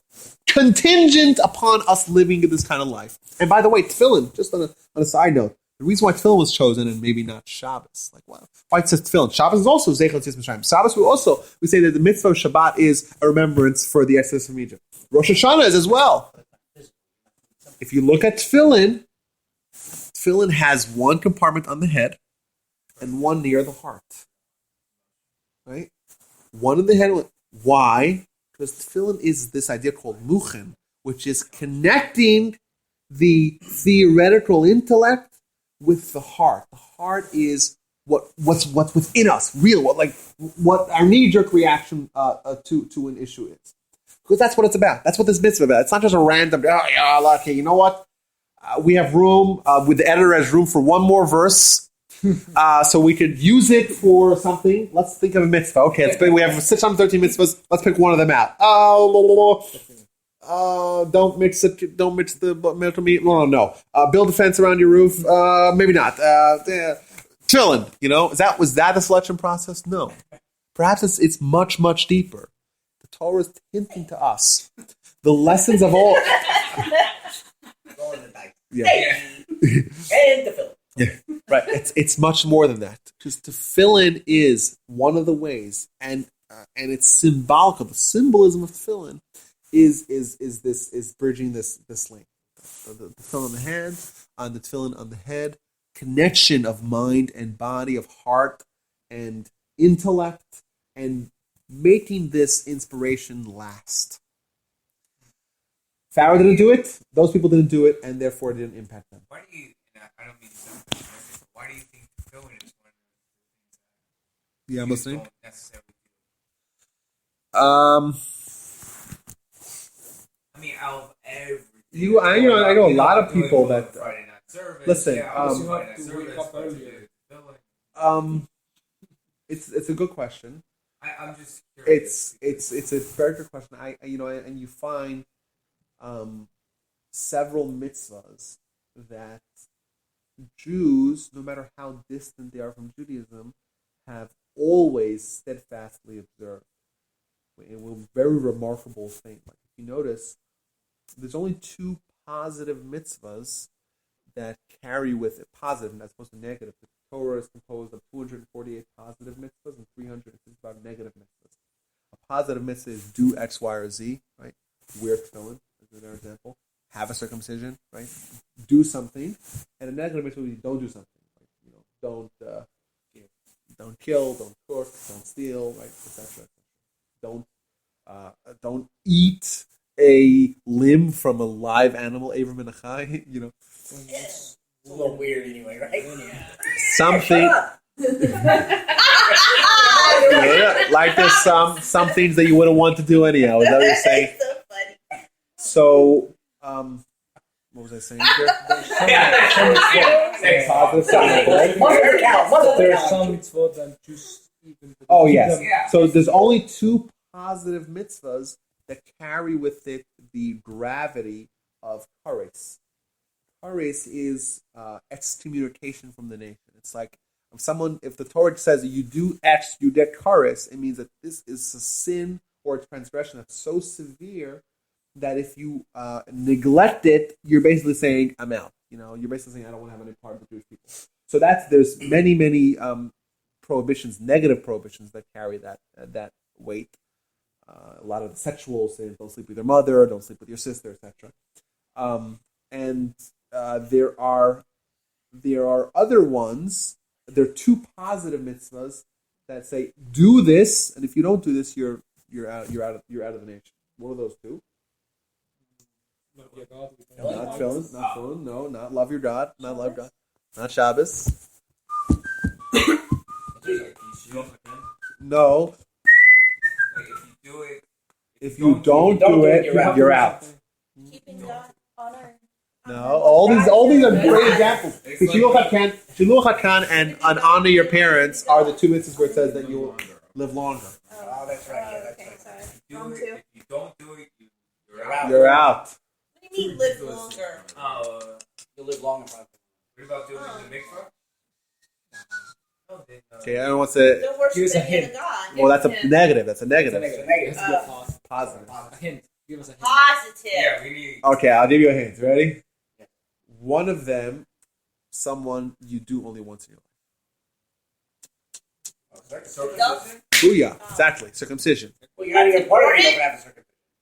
What What it if says. girls don't have to get circumcised with us? That's a good question. It's been discussed. One of the commentaries said that why do we do circumcision? We have a whole class on that. We'll schedule that. You have good questions, but you should tell me before I come here. I'll talk about it and I'll speak about them. You're gonna get like 10 Okay, the second one? emails with like What's the second one? Yeah. The second one? second one is Passover. which is you said that. I'm sorry. Yes, very good. Which is the consumption of the Passover meal. And you look at the Jews, I find it remarkable that Jews in America, everyone's circumcised. There's no such thing as Jews not. It's unheard of for Jews to neglect circumcision. And in fact, circumcision is one of the mitzvahs that the Jews have, the Gentiles throughout the course of history, our various foes have prohibited this mitzvah more than anyone else, like Hadrian and Antiochus, and even the Soviet Union, the past century, where Jews were prohibited from circumcision on pain of death. So that's one, and the other one is Pesach. Who doesn't observe Pesach? Who doesn't have some sort of Passover seder and eat the matzah and stuff like that? So that's very interesting. That specifically these mitzvahs are the mitzvahs that the Jewish people, across the entire spectrum of Jewish affiliation and interest and involvement, have steadfastly observed. Why they have neglected other mitzvahs is a mystery. It's a very good thing to ponder. I don't know necessarily. We'll do it the shoe. Yeah, well, I'm saying I think the trend is Jews re-embracing Torah. I think. Well, you say, hey, look at the percentages in America and assimilation. Like, yes, but I think 100 years ago was a lot worse than it is today. Jewish ignorance and apathy 100 years ago, in 1915, or even 150 years, 100, let's say 100 years ago, was far worse than it is today. There's many more shuls today. The direction of the Jews in America and the institutions in America is to embracing more and more Torah and more Israel, and in Israel itself, like a third of the members of the Knesset, which is not necessarily a total a microcosm of the people, but a third of them are Shomer Shabbat, keep Shabbos, so are totally observant, which is remarkable, especially from where it was. With the founding of the state was the early Zionists, not the religious Zionists, but the early Zionists were all about the idea of a state where the need for religion was not present. It's the whole, the argument of early Zionists were like Herzl. Herzl was as far as possible from observance of Torah. As can you imagine, just totally. Yet he was very, very Jewish, but that was manifested in merely supporting a secular state in Israel. And that was the early idea of Zionism, which Even is had a long beard. Oh yeah, he looked great. He was a good-looking guy, also like majestic beard, like all the way to his navel, like a navel beard. Slick hair. So yes, but and today where Israel is, whenever Netanyahu speaks, he always has the Talmud behind him. If you ever noticed, anytime you go to Netanyahu's YouTube channel, anytime he speaks, there's the Talmud behind him, and every time that Shimon Peres speaks in the United Nations, he puts on a huge yarmulke.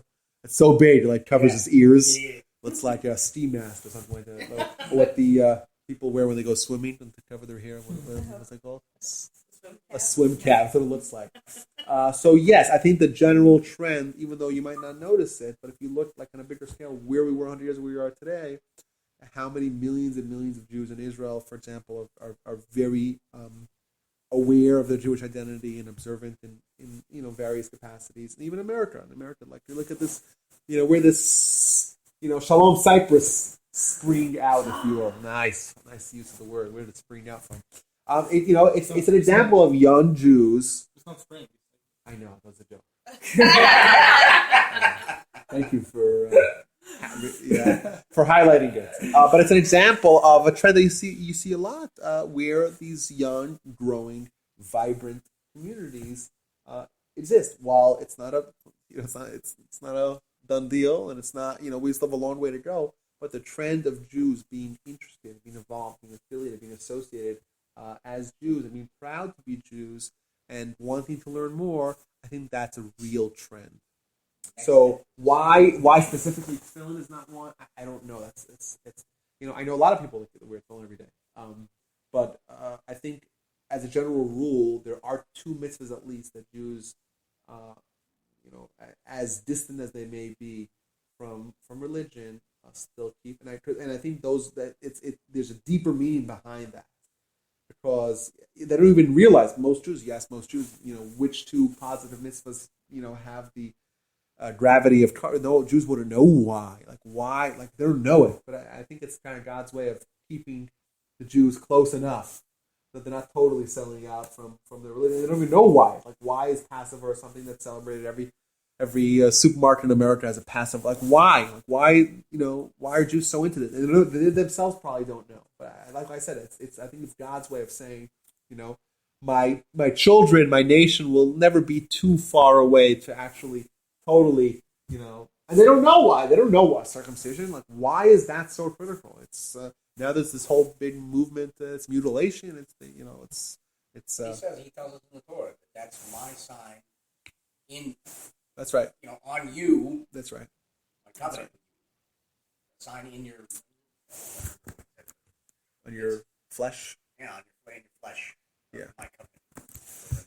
So I wanted to end and conclude with one nice, clever idea, because the theme that we're trying to draw from the parsha, the collection of themes, the overarching theme is the idea of these stories not being just a mere recounting of events, and the episode itself was not just about the events; it was about the lessons that that they learned, and we could still learn from those episodes. And the idea of transforming.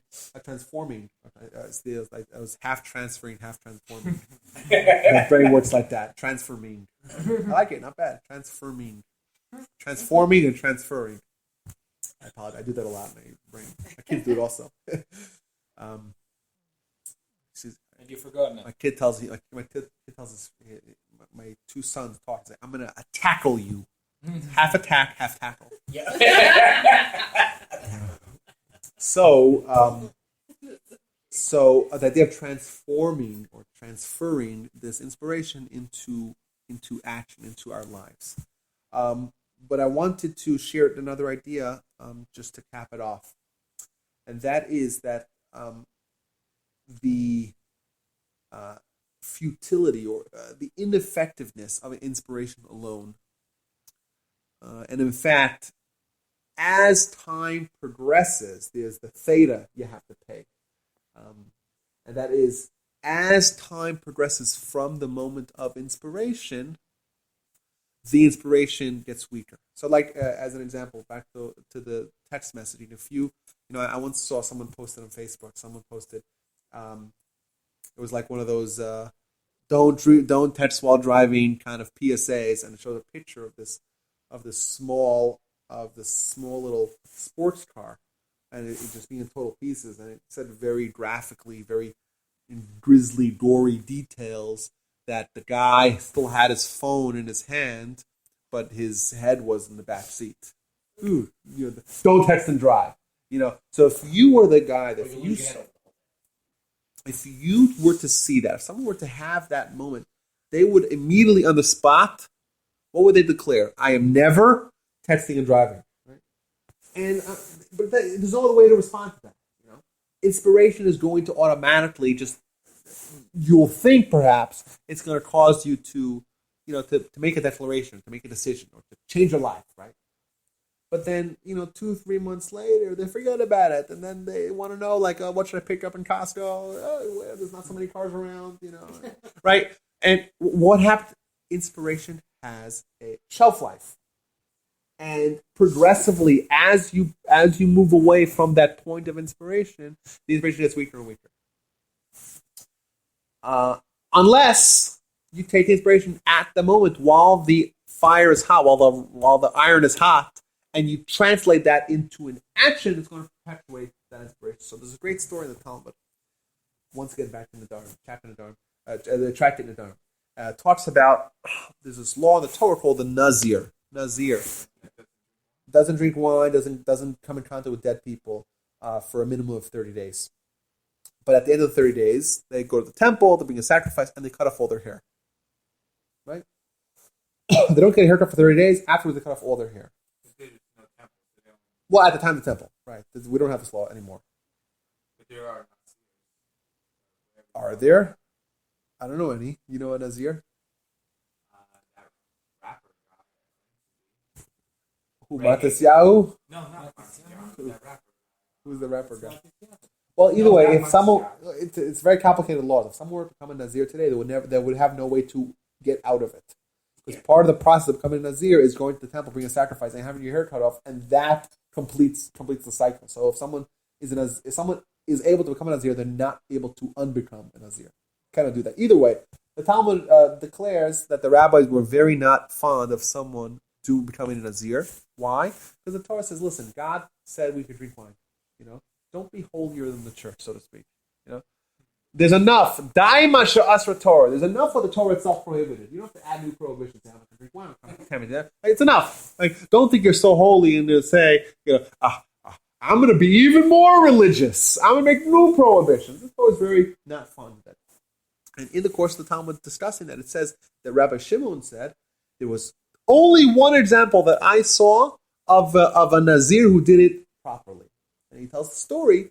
There was this young boy, this young man who came from the south, he came from the Darom, and he came to the temple. So Rabbi Shimon, he was the Kohen Gadol, and he tells him, "Why are you cutting off your? He had beautiful locks. He described his beautiful locks of hair. Why are you cutting off your? Why are you coming here to be a Nazir? Why did you're cutting off your beautiful hair? What a waste!" He tells him basically. So he said to him, this individual, this Nazir, tells him, the reason why is because I was a shepherd for my father's animals, and I was once walking and I passed by a stream, and I saw my reflection in the stream, and I saw that I was so strikingly handsome. And because I had such beautiful hair, he looked so handsome. And my Yetzer Hara, my temptation, wanted to engulf me. I was going to say, oh my gosh, I'm going to capitalize on this with the women. So, and then I said to myself, he has a self-dialogue. He says, Russia, sinful one, this is not yours to enjoy. And I pledged then to become a Nazir, because a Nazir is someone who eventually, after 30 days, has to cut their hair. That's what it says. So the commentaries ask, if you decided that you have such beautiful hair, and that hair is going to compel you to sin, what should you do? Go to the barber, or to the hairstylist, or go to the drawer, grab some scissors, and cut off your hair. It's so... Yeah. Think about it. That was his inspiration for becoming a Nazir. Because he had such beautiful hair, and the hair was compelling him to sin. There's much easier ways to navigate out of this problem of having such beautiful hair than having become a Nazir, spend a minimum of 30 days not consuming wine, not coming in contact with dead people, not cutting your hair. At the end of the 30 days, you come to the temple, make a sacrifice, and cut off all your hair. There's so much simple ways. If your hair is bothering you, cut off your hair. Mazal tov. What do you have to worry about anything else? And it's just like this. The Talmud tells you all the details that you need to know, nothing more, nothing less. The Talmud tells you this guy was a shepherd. Why is it tells you he was a shepherd? Say that there was a young man who saw his reflection and he wanted to have sin and became a Nazir. Because he was a shepherd. The answer is that he was a shepherd. What does a shepherd do? He goes with his flock and goes out in the fields to graze. The reason why he decided to become a Nazir is because he realized that he had an inspiration to cut off his hair. The problem was he was out in the fields, away from any scissors or any barber. And he knew that if he were to walk now back with his flock 15 minutes to the town, get his hair, that inspiration that he had, looking at his reflection, that inspiration would dissipate. And by the time he would go find his scissors, say, yeah, I don't know, maybe I'll just keep it for a little bit. Therefore, he said, what can I do right now? Looking at my reflection, what can I do right now to ensure I'll cut my hair? There's only one thing, and that's to accept upon myself the pledge of being a Nazir. The idea being is that even like any inspiration that we have in life, any inspiration, there is a ticking time bomb. It's going to dissipate. I like to say, we're having a discussion now. Hopefully, there's some inspiration. You're going to walk out the door, and it's going to start dissipating, like the footballs on Sunday. It's slowly going to dissipate, and then by next week, inspiration will probably be gone. We'll probably bite tomorrow. But that's the way it works. You know, if we want to take this inspiration with us, what do we have to do? I don't know what we have to do. That's probably up to each one of us as an individual. But whatever we have to do right now. Because as we walk out the door and we go back and we turn on the car, we listen to the radio, and we go to the home, put on the television, it's gone. It's gone so fast, faster than a New York minute. So that's the idea. That's the lessons that we learned from the Parsha. The tremendous achievements and inspiration that the Jewish people had with the Ten with the 10 plagues.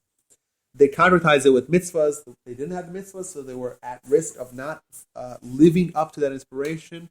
And any inspiration that you do have is steadily decreasing at a rate that an incredible clip. And if you do not translate it into some sort of actionable living of that inspiration, you will lose it. And I guarantee it. Exactly. Well, we walk out the door, we will give a kiss to the mezuzah. When we get home, before going to sleep, we say the Shema. That's right. Yes, that would work. Yes, but we're right now looking at a reflection. And we're saying, oh, I want to cut off this here. But we know by the time we get home, inspiration will be done. That's that, guys. Tons of fun. Thank you all for listening. And we'll do this again. Yeah. And if you have any topics that you would like to discuss, some things came up, you could email Ben or email me or text me. I don't know my number. It's huh? No one's driving. No one's driving. Exactly. No texting and driving. And no writing notes while driving. Right. Yeah. Texting is wrong, but writing On a piece of paper, that's okay. It's a little safe. I have both hands on the steering wheel. I use the steering wheel if I have to write. I do. Or I steal my knee. Oh, that's okay. That's safer. Yeah. You can write with your feet. So please, I would love it. I would love it if people would send